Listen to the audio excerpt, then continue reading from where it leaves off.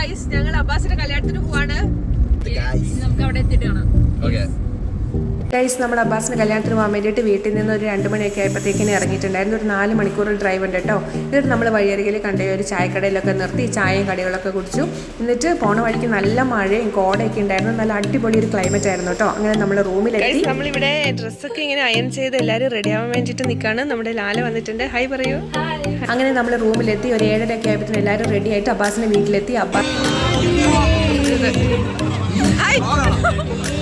അങ്ങനെ നമ്മൾ അബ്ബാസിൻ്റെ രംഗോളി നൈറ്റിന് വേണ്ടി എത്തിയിരിക്കുകയാണ്. നമ്മളിപ്പോൾ ആദ്യമേ ചെന്ന് ഫുഡൊക്കെ കഴിച്ചു. പൊറോട്ടയും നല്ല അടിപൊളി കറികളൊക്കെ ഉണ്ടായിരുന്നു. എന്നിട്ട് നമ്മൾ പിന്നെ അബ്ബാസിനെ നമ്മൾ സ്റ്റേജിലേക്ക് വെൽക്കം ചെയ്യുന്ന ഒരു പരിപാടിയായിരുന്നു കേട്ടോ ഇത്. അടിപൊളി, എല്ലാവരും പോപ്പറൊക്കെ കത്തിച്ച് നല്ല സൂപ്പറായിട്ട് അബ്ബാസിനെ വെൽക്കം ഒക്കെ ചെയ്തു. പിന്നെ കുറേ കലാപരിപാടികളുണ്ടായിരുന്നു. അപ്പോൾ അതിൻ്റെ വീഡിയോസൊക്കെ ഇതിൻ്റെ ബാക്കിയായിട്ട് വരുന്നുണ്ട്. അപ്പം വീഡിയോ ഫുള്ളായിട്ട് നിങ്ങൾ വാച്ച് ചെയ്യണം. എന്നിട്ട് നിങ്ങളുടെ അഭിപ്രായങ്ങൾ കമൻറ്റ് ബോക്സിൽ പറയണം കേട്ടോ. ആദ്യം നീലാമ്മ കൊടുക്കാണ് മധുരം.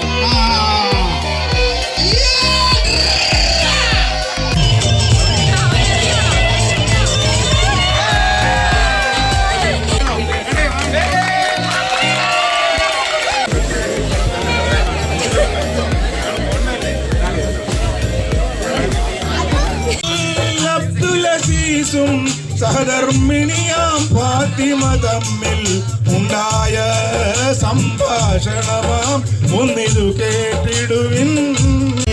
ഉണ്ടു പ്രിയേ കൽവിലൊരാശ മുന്തിരി തിന്നിടുവാൻ.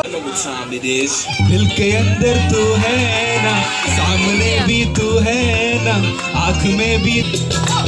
എന്തേ ഇന്നും വന്നില്ല, നിന്നോടൊന്നും ചൊല്ലില്ല.